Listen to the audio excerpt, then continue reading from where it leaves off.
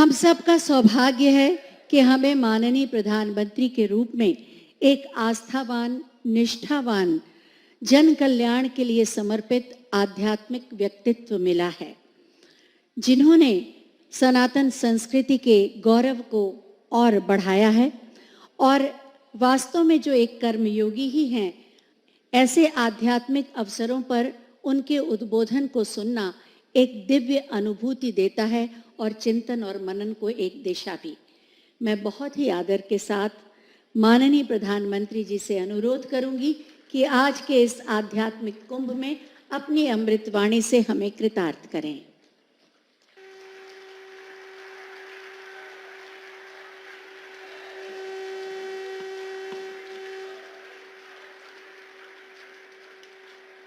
श्री सद्गुरु चरण कमलेभ्यो नमः।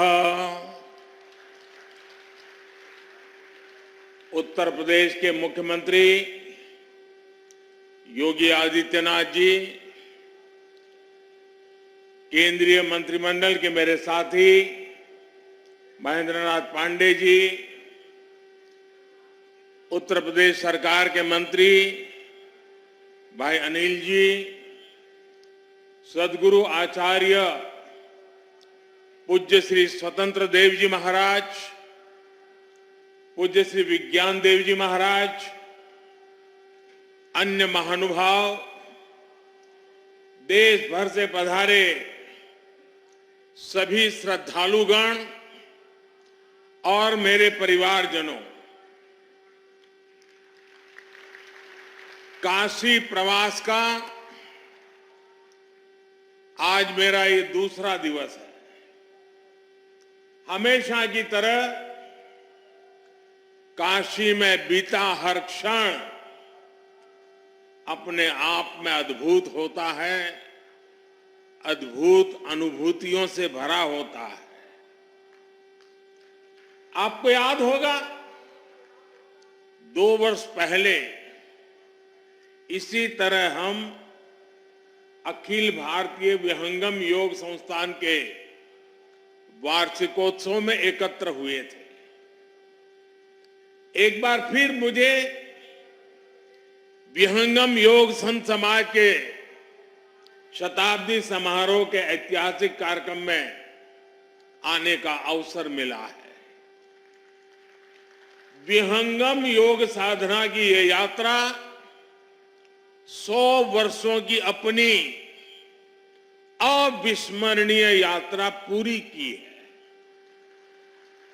महर्षि सदाफल देव जी ने पिछली सदी में ज्ञान और योग की दिव्य ज्योति प्रज्वलित की थी। इन 100 वर्षों की यात्रा में इस दिव्य ज्योति ने देश दुनिया के लाखों करोड़ों लोगों के जीवन को परिवर्तित किया है। इस पुण्य अवसर पर यहां 25,000 कुंडीय स्वरवेद ज्ञान महायज्ञ का आयोजन भी हो रहा है। मुझे खुशी है, मुझे विश्वास है, इस महायज्ञ की हर एक आहुति से विकसित भारत का संकल्प और सशक्त होगा। मैं इस अवसर पर महर्षि सदाफल देव जी को श्रद्धापूर्वक नमन करते हुए उनके प्रति मेरे हृदयस्थ भावों को पूर्ण श्रद्धा के साथ समर्पित करता हूं। मैं उनकी गुरु परंपरा को अनवरत आगे बढ़ाने वाले सभी संतों को भी प्रणाम करता हूं। मेरे परिवारजनों, आप संतों के सानिध्य में काशी के लोगों ने मिलकर विकास और नवनिर्माण के कितने ही नए कीर्तिमान गढ़े हैं। सरकार, समाज और संतगण सब साथ मिलकर काशी के कायाकल्प के लिए कार्य कर रहे हैं। आज स्वर्वेद मंदिर बनकर तैयार होना इसी ईश्वरीय प्रेरणा का उदाहरण है। ये महामंदिर महर्षि सदाफल देव जी की शिक्षाओं का, उनके उपदेशों का प्रतीक है। इस मंदिर की दिव्यता जितना आकर्षित करती है, इसकी भव्यता हमें उतना ही अचंभित भी करती है। इसलिए मंदिर का भ्रमण करते हुए मैं खुद भी मंत्र मुग्ध हो गया था। स्वर्वेद मंदिर भारत के सामाजिक और आध्यात्मिक सामर्थ्य का एक आधुनिक प्रतीक है। मैं देख रहा था इसकी दीवारों पर स्वर्वेद को बड़ी सुंदरता के साथ अंकित भी किया गया है। वेद, उपनिषद, रामायण, गीता और महाभारत आदि ग्रंथों के दिव्य संदेश भी इसमें चित्रों के जरिए उकेरे गए हैं। इसलिए ये मंदिर एक तरह से अध्यात्म, इतिहास और संस्कृति का जीवंत उदाहरण है। यहां हजारों साधक एक साथ विहंगम योग की साधना कर सकते हैं। इसलिए ये महामंदिर एक योग तीर्थ भी है और साथ साथ ये ज्ञान तीर्थ भी है। मैं इस अद्भुत आध्यात्मिक निर्माण के लिए सर्वेद महामंदिर ट्रस्ट को और लाखों लाखों अनुयायियों को बधाई देता हूं। विशेष रूप से मैं पूज्य स्वामी जी स्वतंत्र देव जी और पूज्य श्री विज्ञान देव जी का विशेष रूप से अभिनंदन करता हूं, जिन्होंने इस अनुष्ठान को पूरा किया। मेरे परिवारजनों, भारत एक ऐसा राष्ट्र है जो सदियों तक विश्व के लिए आर्थिक समृद्धि और भौतिक विकास का उदाहरण रहा है। हमने प्रगति के प्रतिमान गढ़े हैं, समृद्धि के सोपान तय किए हैं। भारत ने कभी भौतिक उन्नति को भौगोलिक विस्तार और शोषण का माध्यम नहीं बनने दिया। भौतिक प्रगति के लिए भी हमने आध्यात्मिक और मानवीय प्रतीकों की रचना की। हमने काशी जैसे जीवंत सांस्कृतिक केंद्रों का आशीर्वाद लिया। हमने कोणार्क जैसे मंदिर बनाए। हमने सारनाथ और गया में प्रेरणादायी स्तूपों का निर्माण किया। हमारे यहां नालंदा और तक्षशिला जैसे विश्वविद्यालयों की स्थापना की गई। इसलिए भारत की इन आध्यात्मिक संरचनाओं के इर्द गिर्द ही हमारी शिल्प और कला ने अकल्पनीय ऊंचाइयों को छुआ। यहां से ज्ञान और अनुसंधान के नए मार्ग खुले। उद्यमों और उद्योगों से जुड़ी असीम संभावनाओं का जन्म हुआ। आस्था के साथ साथ योग जैसे विज्ञान फले फूले और यहीं से पूरे विश्व के लिए मानवीय मूल्यों की अविरल धाराएं भी बही।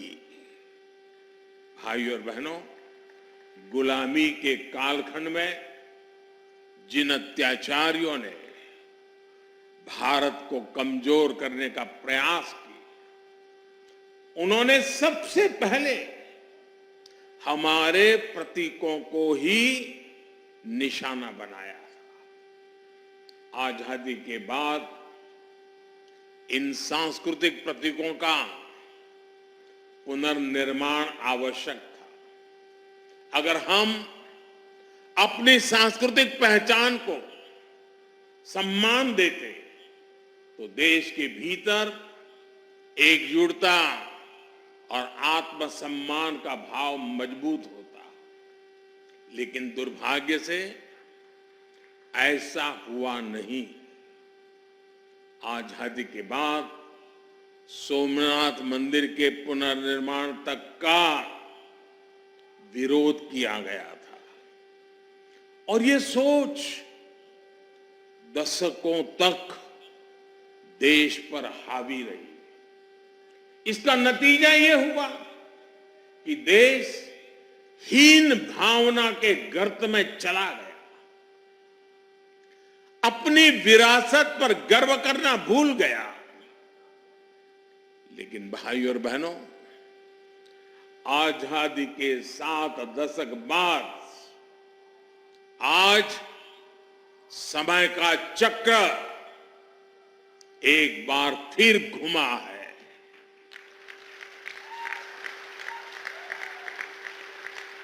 देश अब लाल किले से गुलामी की मानसिकता से मुक्ति और अपनी विरासत पर गर्व की घोषणा कर रहा है।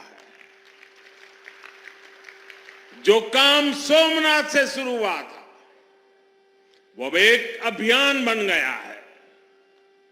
आज काशी में विश्वनाथ धाम की भव्यता भारत के अविनाशी वैभव की गाथा गा रही है। आज महाकाल महालोक हमारी अमरता का प्रमाण दे रहा है। आज केदारनाथ धाम भी विकास की नई ऊंचाइयों को छू रहा है। बुद्ध सर्किट का विकास करके भारत एक बार फिर दुनिया को बुद्ध की तपोभूमि पर आमंत्रित कर रहा है। देश में राम सर्किट के विकास के लिए भी तेजी से काम हो रहा है और अगले कुछ सप्ताह में अयोध्या में राम मंदिर का निर्माण भी पूरा होने जा रहा है। साथियों, हम समग्र विकास की ओर कदम तभी आवेश करता है।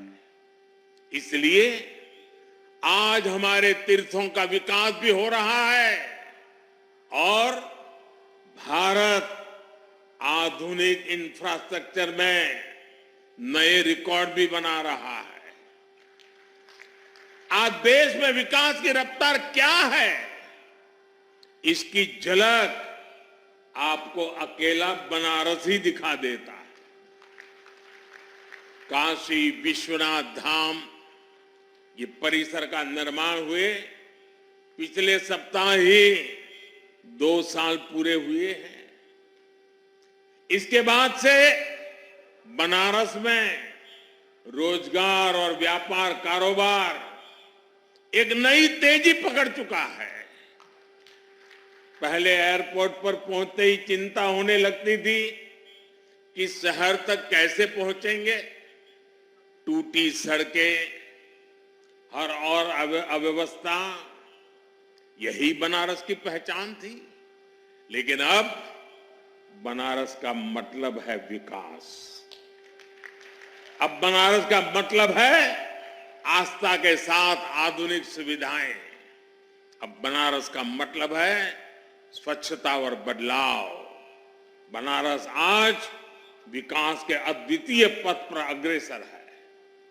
वाराणसी में कनेक्टिविटी बढ़ाने के लिए पिछले लगभग 9 सालों में ऐतिहासिक कार्य हुए हैं। वाराणसी से सभी शहरों को जोड़ने वाली सड़कें या तो 4 लेन की हो गई हैं या फिर 6 लेन की बना दी गई है। पूरी तरह नई रिंग रोड भी बनाई गई है। वाराणसी में नई सड़कों का जाल बिछाया जा रहा है। पुराने के साथ ही नए क्षेत्रों को भी विकसित किया जा रहा है। बनारस में रेलवे स्टेशनों का विकास हो, बनारस से नई नई ट्रेनों की शुरुआत हो, डेडिकेटेड फ्रेट कॉरिडोर का काम हो, एयरपोर्ट पर सुविधाओं का विस्तार हो, गंगा जी पर घाटों का पुनर्निर्माण हो, गंगा में क्रूज चलाना हो, बनारस में आधुनिक अस्पतालों का निर्माण हो, नई और आधुनिक डेयरी की स्थापना हो, गंगा किनारे किसानों को प्राकृतिक खेती के लिए मदद हो। हमारी सरकार यहां के विकास में कोई कोर कसर बाकी नहीं छोड़ रही। बनारस के युवाओं के कौशल विकास के लिए यहां ट्रेनिंग संस्थान भी खोले गए। सांसद रोजगार मेले के माध्यम से भी हजारों युवाओं को रोजगार मिला है।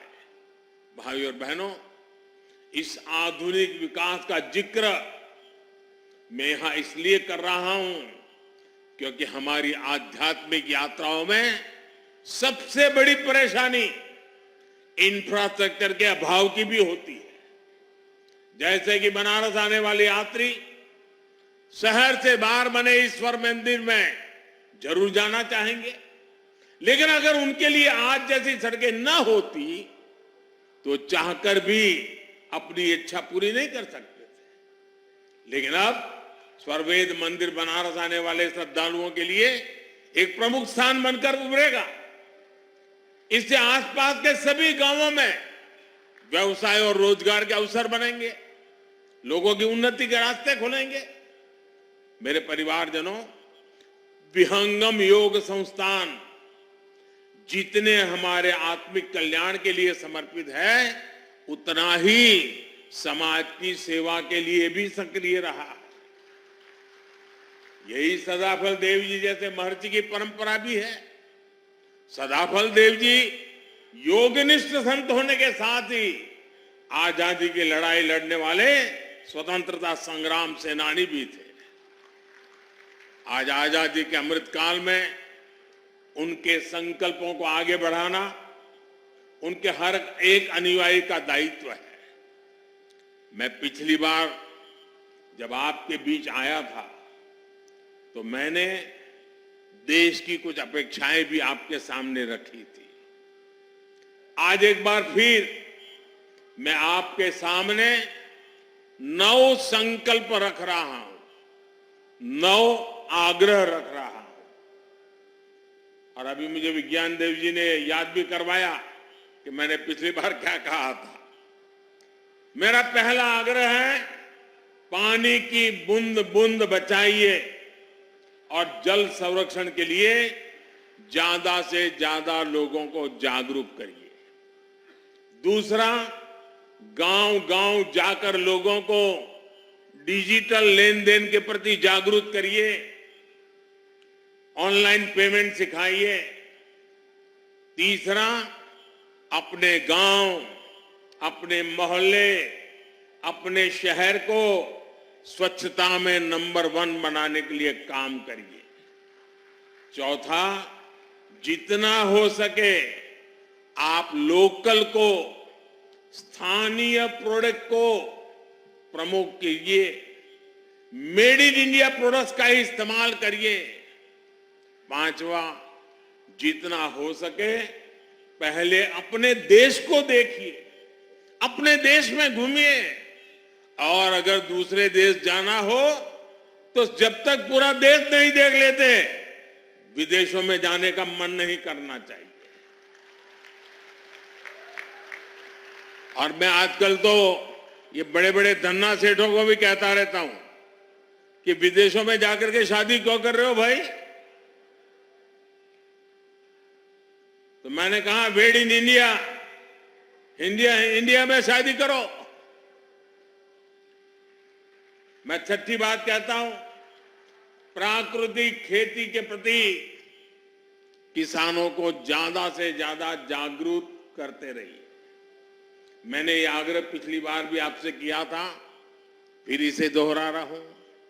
ये धरती मां को बचाने के लिए बहुत जरूरी अभियान है।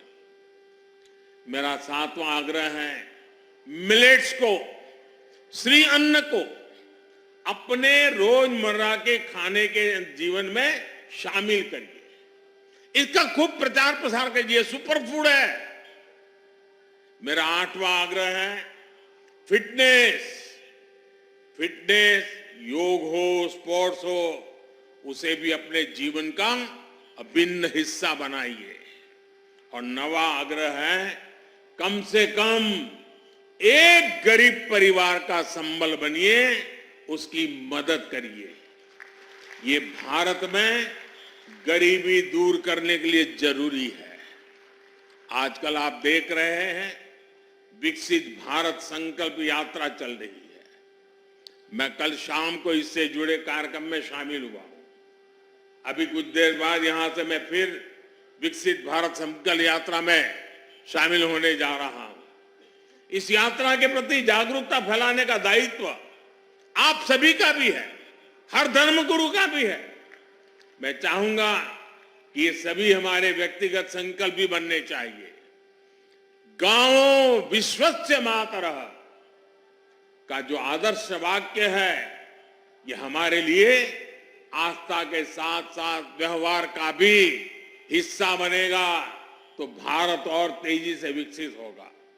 इसी भाव के साथ मैं आप सभी का बहुत बहुत धन्यवाद करता हूं। और पूज्य संतों ने मुझे जो मान सम्मान दिया, मैं उनका भी हृदय से धन्यवाद करता हूं। मेरे साथ बोले, भारत माता की, भारत माता की, भारत माता की। धन्यवाद।